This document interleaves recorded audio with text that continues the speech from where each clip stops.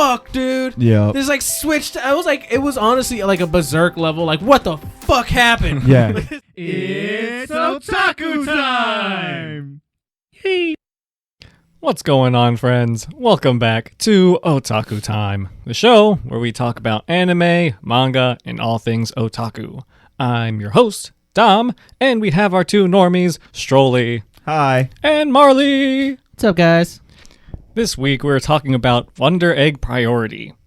Now, this anime came out last season, winter 2021, and has 12 episodes so far, and will have a special 1 hour long 13th episode coming out on June 29th. Ooh, that's soon. So, what did you think of Wonder Egg Priority?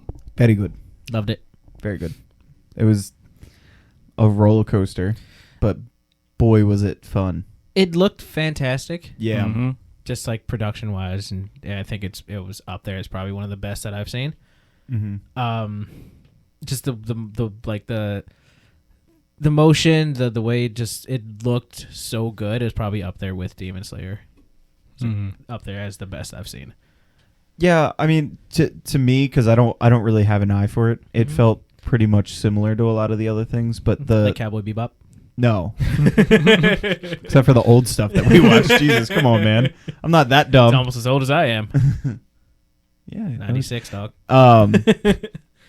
But it kind of felt the same, like with like Konosuba. Like to me, like the animation style kind of felt similar, which I'm not dogging on it, but like I couldn't see that. It wasn't, to me, I didn't feel like it was that like Demon Slayer's level of animation, but I guess it's because there wasn't a lot of like super 3D movement that they kind of did. It was a lot of 2D, which is perfectly fine. I loved it nonetheless, but yeah, it was really good. I really liked the story. The story was really cool. I liked how like it was like a sad overtone, but like it felt kind of actually like Angel Beats in the fact where like I was getting that like that feeling too. the dead children needed to be released from their previous pain, which is what the what are they, Wonder Killers, right? Yeah. That's what they were called. Yeah, like what their goal was, and they had to help them. They were like archangels to guide them into the Wonder the Angels. afterlife. Wonder Angels, Wonder Killers were the embodiment of their traumas. Yeah. They were the bosses. Yeah, I loved how they touched on very deep issues without being too deep. You know, like they like these issues are real. These are like real life like ish problems. Like these are real life traumas that a lot of people have gone through. Yeah.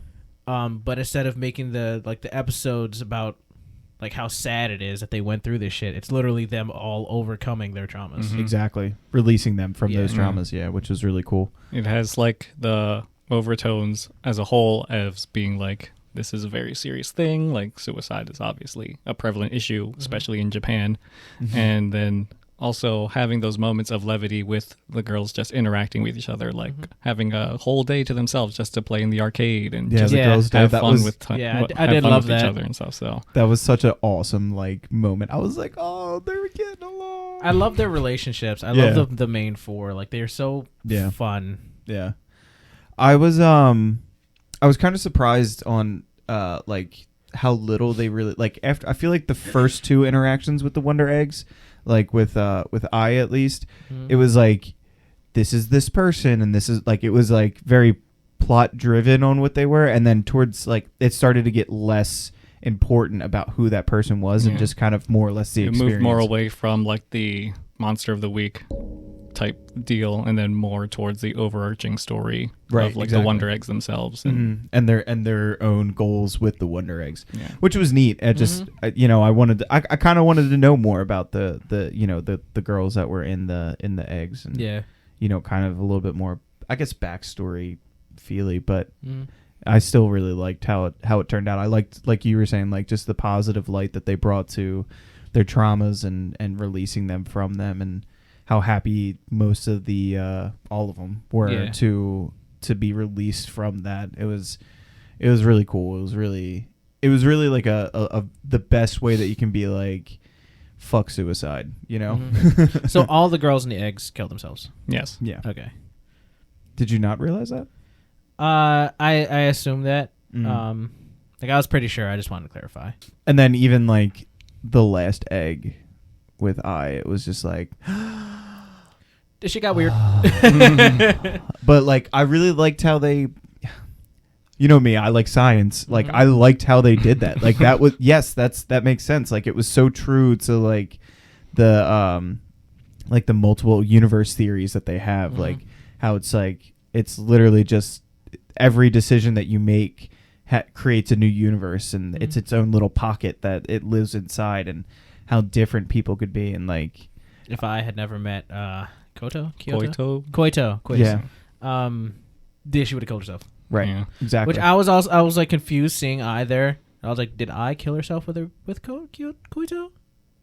And then she was like, what about Koito-chan? She was like, who's that? Yeah, and then I was like, oh fuck, so you just did it yourself. Yeah. And then was the one scene when Koito like reached out and grabbed as they like fell into the pool in the dream or in the Wonder World, and then like grabbed a hand and got pulled up, and then it was Koito. Was that like saying that is what changed? Like that was the universe division right there. That's what Koito did for. Yeah, like I don't know if that was like just a visual representation of what Koito meant to as in, like she stopped her from drowning. Yeah. I think there's like interpretation for that. Yeah, because I don't know if that was like a memory that actually happened with their friendship. And that's what like that episode was confusing. I couldn't tell. I couldn't tell if it was metaphor or if it was an actual like flashback. And I was like, that's kind of neat that they don't tell us, because like now I'm wondering. It's up for interpretation. I like it. Exactly. I like it being up for interpretation. Because I like the metaphorical sense that like she stopped her from like she saved her by being her friend. Right. Like, she was just in the water and was getting out. I like that representation. The timing was perfect. Yeah. It was that episode was tough for me because I had to watch that subbed.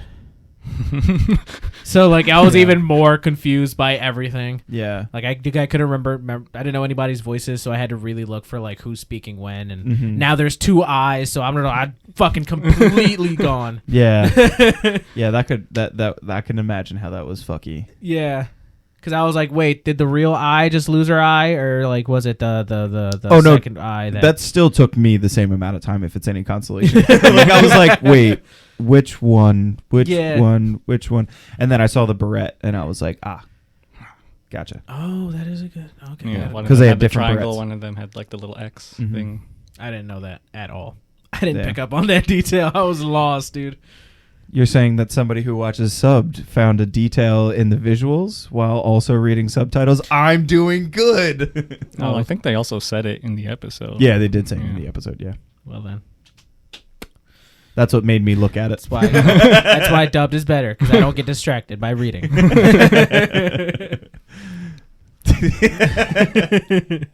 I'm stupid. Yeah. So there's the four main girls. There's there's Neru, there's Rika, and there's Momo. Did you guys have a favorite of those four? Oh, I really didn't. I didn't really think of anyone more better than the other. Like they all like I just liked their dynamic that they had together. But if I had to choose, I'd probably say just because I mean, you kind of that's kind of the most that you could. Like she was the main focal point, right? So like I felt like I was attached to her the most. I did find Rika's backstory like incredibly sad. Like so I was like, wow, that's that sucks, Like I felt like I could kind of imagine what she was going through, but I was like that sucks. It just was like, damn, this girl's really hurting. I did like the best. I loved her. I love the like the little moments that she would have, like when she killed the first boss, and she was just like, like that was cute. Like yeah. Her how she looked like an egg yolk when she put the hood on and like tied it. She's very eggy. Yeah.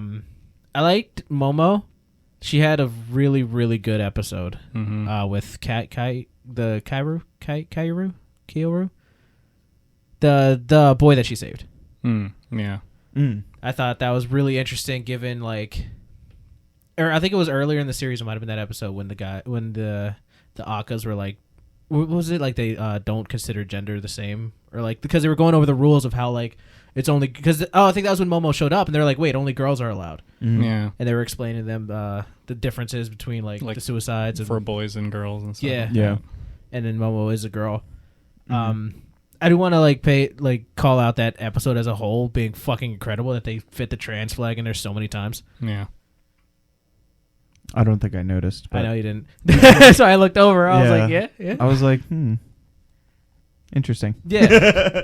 And it was really good for the fact that like immediately Momo was using the correct pronouns after she figured out just the whole the concept that like Momo was looked at as a boy but identifies as a girl because she wants to be a girl, but the girl that she saved is a boy and she identified as a boy, but like she's still like physically a girl, so she ended up in the egg. And like her story was fucked. What happened to her? Yeah. But just like the how she ended up being like, what was that, probably Momo's first kiss at the end of the episode? Yeah.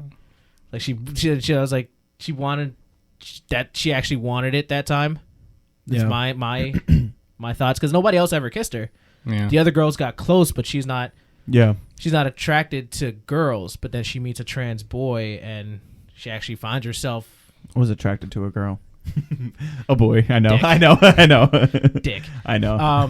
But yeah, like she found herself to be attracted to a boy. Like that was a boy, and that the whole back and forth again, having the trans flag in that episode was like they snuck it in, and then they were just real bold with it when her whole cardigan was like the blue with the pink and white stripes.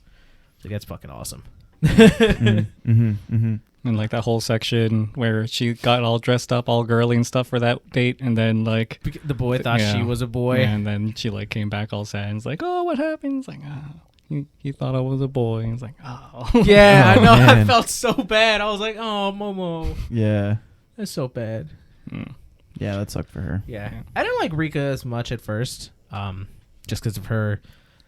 I feel like she was like the worst for what she did to not Chima. Chiemi. Yeah. Like she was really fucked up for what she did to Chiemi.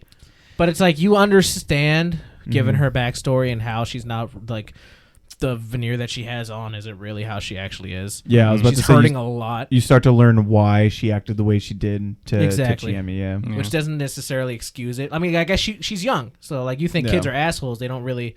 She meant to do the right thing because she didn't want her to be stealing or get caught just for her. Right, yeah. But she went about it in the worst way possible. Yeah, well, yeah. Well, there's one thing that Rika does. It's definitely not do things the right way. Yeah, pretty much. I forgot my wallet. Can you get me this time? Yeah. Like, no. Bitch. Yeah. I found her character the most interesting because, yes, she handled that situation with Chiemi in the worst possible way she could. But her being an idol, always having to have that barrier of having like, oh, the happy-go-lucky appearance and having that be like her default setting. I found out that her weapon, the little blade thingies, They were the box cutters. yeah, and like that was like related to her cutting herself and stuff like that. So I found like those little details making her character more interesting, because like when I saw the box cutter and that was like a cause of her pain, and she's using that cause of pain to fight against monsters and bosses and stuff, I thought like that the weapons would be of more significance with like the rest of them, like they would have some kind of meaning towards them because they were so meaningful to her. But then like she's the only one that has that specialness with that weapon. Yeah. I was wondering that too, because there was those times when I would like use a different weapon. Like she would use something that was connected to the girl that she was saving. Like the ribbon. Yeah. Or Yeah, the light sticks. Lights. Yeah. Can I say that those two girls were fucking funny too? Oh yeah, they were awesome. They were awesome. They were like, they didn't care that they fucking killed themselves. They were like, our pop star died, so we had to die too. I was like, what the fuck? That's my girl. Yeah, exactly. that episode was cool. Yeah. But yeah, I picked up on that when I saw her weapons and I saw like the cuts in the blade, and I was like, that's a box cutter. I was like, oh. I did not make that connection, because they like the design even has like the dial on it for the blade to come up and down. Yeah, I don't know why I didn't make it. Like it's so obvious now that I think about it. I don't know what I thought it was. I honestly thought they were like USB sticks, or like Shulk from, at least I only know him from Smash. So like I just imagined like they kind of reminded me of his sword or whatever, and that's just where my brain went. I was like, oh, don't have to think about this anymore. Yeah, I feel I didn't hate Rika's character. I didn't like her at first, but after going through her story and seeing what she's doing, it's like I get it. She's still also just a child. She's only 14. Like she didn't mean to hurt Chimi like that. She did it with good intention. Yeah. I definitely respected Rika's character the most when it came to everything because of, like I said, all of the pain that she's gone through and still proceeding to fight for somebody who did what she sort of kind of wants to do. So it was like I respected her character. Yeah, I feel like Rika's been through the most out of the four of them. Yeah. Easily. Yeah, easily. Not knowing who her dad is. But sucks. Yeah, that was fucked up. One of these, just fucking 5 photographs. It's one of them. I don't know. Maybe. It's not even a guarantee. Yeah. But then like I feel like Neru, right? Yeah. Yeah. She like you don't really, even when you kind of get like an episode on her, like you still don't really learn much about her. She's just a genetic freak. Yeah, she's very blank. Yeah. Very blank slate. She's bland. Yeah. Just like her character. Yeah. Like, but I do like how, what was it? It was that scene where I and Momo or I and Rika were confronting the Akkas, and they're like, "What's going on? This shit's like way deeper than it should be." And they turn around and they were like changed her hair, and they immediately like they stopped asking questions. They're like, "Oh my god, you changed your hair!" And then they just fucking leave. Yeah. I love that. And then the Akkas are just like, "Girl talk's important." Yeah. Didn't they have questions? Girl talk is more important. You gonna stop them? Yeah. Right. Yeah. I did really love the Akka's relationship with the girls too. Like they weren't really ever assholes to them. They weren't overbearing. They were just there was that little hint of playfulness with them. Yeah, they were they seemed like solid fatherly figures almost. Like they cared about the girls, but then they also clearly have a separate mission that's like what's going on. But there were a lot of moments in there that were just like, oh, this is just kind of nice. Yeah. You know? And then you get the backstory behind the Akkas, Jesus. And then you realize why Ura Akka is so much more playful with them than Akka, because you could just see the torment that Akka went through with his whole life. And then Ura Akka just was like, he just got fucked up one little time. I mean, it was a big time, but yeah, how like for that, so like that fucking switch up at the end where they explained like the Akka story, how fucking suspect was some of that shit. Like I was getting weird vibes as soon as they said we're gonna make a daughter. So and then, but the drawings they came up, I was like, how's this gonna play out? This is gonna be weird. We set her at the perfect age, 14. Exactly. I was like, yeah. I mean, I don't know. I didn't take it that way. Even when when Frill made Himawara hit on fucking Ura Akka. Oh yeah, see, no, that was weird. Yeah. That's when it got weird. Yeah, no, I understand that. But she was giving those vibes, like the whole like setup. It was creepy. Yeah, I just kind of saw it as like 2 loners who just wanted to have a child. I thought at first I thought they were gay. Yeah, I thought they were a husband. Yeah, they do say that they're like your husband cheated on you for a girl or something like that. But I think they're brothers, and that was just an analogy. But I don't fucking, because he got married to the woman, and had a child. So like now I'm assuming they're brothers. Yeah, because that was like her uncle Ura Akka. Like I don't fucking know. I think they were just really close friends. Yeah, because she did say husbands, and if they're brothers and she called them husbands, well, that's a whole nother layer of weird. Yeah, I guess them being friends makes more sense for the husband analogy. Yeah. That's kind of where I just laid it at. Because, I mean, do you have any, like in your personal life, any family members of your parents or friends of your parents that you call aunt or uncle? I had a handful when I was growing up, so that just felt normal to me. Yeah. Like, oh, they were just close friends. Family friends are just family. Yeah. It was, again, because I think that one was also, I had to watch subbed. It was very confusing to me. It was like a little harder to follow, but it shit got very science fictiony. Yeah, which I thought was like a hell of a fucking like. I was ready for it to just be like fun fantasy world, but it got like really sciencey really quick, and I'm just like, oh no, this is grounded. Yeah, okay, once when Momo's statue went away and Hyphen popped up, I was like, oh, it's this kind of show. Got it. Jesus fucking Christ. Yeah, that was like so weird and then fed the alligator to her. I was like, oh, what the? That was Dom, what did you do to us? That was fucked. I felt so bad for her and Rika when Rika fucking pissed herself. I was like, what the fuck, dude? Yeah. This like switched. I was like, it was honestly like a berserk level. Like, what the fuck happened? Yeah. Like, this is a totally. This turned into like a science fiction fucking horror series. Like, so fast. Yeah. And then the Greek mythology shit in there at the end too. It's like, what is happening? Yeah.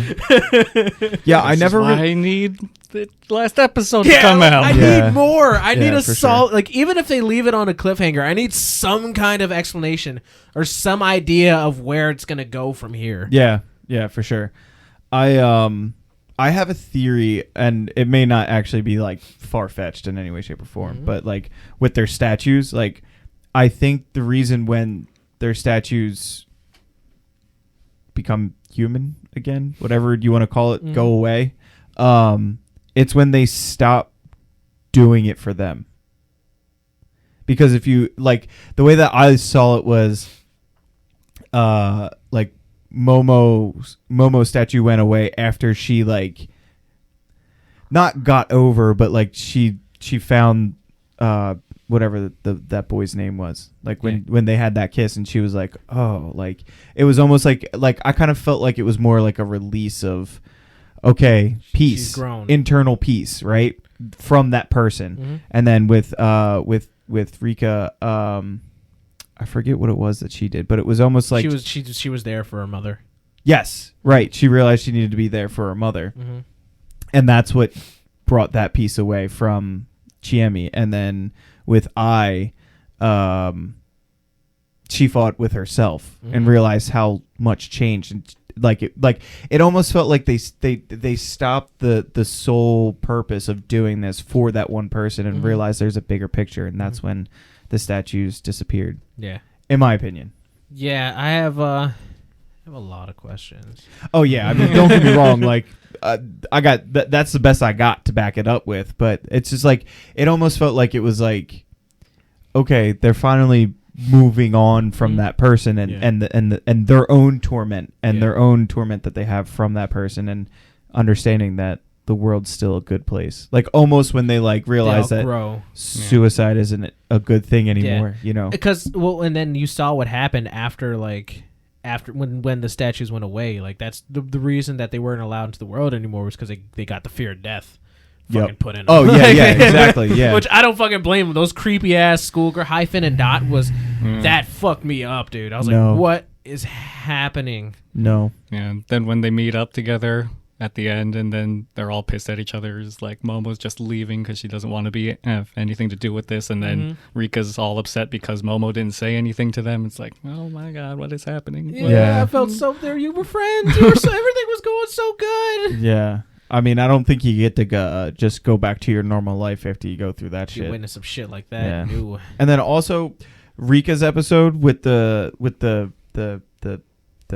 soul leader guy. Oh, the cult leader? Yeah, the cult leader. Yeah. Bro. God damn, I was watching that and I was like, this is some dark shit. Jesus Christ. And then they finally save her and I was like, Manin. Yay. Rest in peace to Manin. Yep. And what was Momo's called? I can't remember. Venny? No, Leon. No. Leon. She had a little gator. Yep. Wait, who? Momo had the gator. Momo you were asking for. Sorry. Yeah. I thought you said I. No. I was thinking I in my head at least. Eyes is Leon. Pinky was Nehru's because that was a snaky snake. Yeah. Albino snake. Manin was a turtle for Rika. Momo had the alligator. Pain. No. Panic. That's what it was. I was like, it was a quick one word. Pain and panic. Yeah. That was Hercules. Oh yeah, you're right. I don't know why I was I was thinking of Nightmare Before Christmas. Demons that are Pain and Panic. Yeah. Oh, neat. Yeah. Didn't know that. Yeah, dude. Poor Manin. Poor fucking Rika and Momo. They got their animals got fucked up and like right in front of them. I was like, no, especially for Momo, because that was like a really good episode for her. I was like, this is episode. It was like that was where the sharp like left turn really fucking hit for me. I was just like, yep, same. What the fuck? Like this, it's dead. It's dead as fuck. And you're like, what was it? Like Hyphen was like, up. And it was like blood pouring out, and she takes a chunk out of it and eats it, and I'm just like, oh my god. Yeah. Yeah, that one. Yeah, that. What a fucking turn, dude. Roller coaster. Yeah. Looking forward to that 13th hour-long episode. Yeah. Oh, it's gonna be an hour. Yep. Oh, that's awesome. Please wrap some shit up. Like, dear God, I don't want it to be over, but dear God, I need more. Yeah. Just give us some closure, goddamn. Yeah, how like I want to see the clear bridge between where it's science fiction and where it's fantasy. You know, like where it's like, is it purely like human error or human things that have caused this? Which I have questions on how the fucking Akkas are even like containing girls' souls in the fucking egg. Like, is this all like a fucking like program or some shit? Like, how are they doing that? Or is it like fantasy in a sense that there's like fucking magic or some other like I feel like next the eggs otherworldly shit are like somehow connected with Frill because in that episode they showed Frill like growing flowers like on the walls or whatever where the eggs are now. So I feel like there's some kind of connection there. Yeah, for sure. That would definitely make the most sense. Like, because Frill is an AI, she should be able to, I mean, anime logic and then make little girls and eggs. Like, I feel like I could see the anime logic being like, yeah, she makes the eggs, and we have you guys fight them, which is also fighting Frill, or something. Yeah, because keeping her in track, in line, some way, then I want to know if it's purely like, oh, Frill has constructed like the Thanatos, like, oh, she saw something on the internet and she was like, oh, this is what I want to do. How is she doing that? Or was like the temptation of death thing already established and now like Frill is using that to her advantage? Like there's a lot that I want answers to, and I want to know. Like I want clear distinction on where that's going to go. Like I get, I'm not going to get every answer up front, but the net is cast really wide right now, and I need some kind of like pathway of where this is going to go now. Yeah, because it's clearly not going where I thought it was going in the first 8 episodes. Like that is a fact. yeah, for sure. I need to know where this adventure is heading in some fashion. Yeah. Yeah, I agree. So, for your next anime, you are going to be watching Miss Kobayashi's Dragon Maid. Have you heard of this? I think that's one of the ones. It might be. I could probably be wrong, but I think that's one of the ones my sister really, really wanted me to watch, or us to watch. She might have referenced that. I don't know. Yay! I have no reference point. So this is a slice of life anime where Kobayashi, who is like a office worker / programmer type person, and one night she suddenly has a dragon maid show up to her door, and she starts living with her. Yes.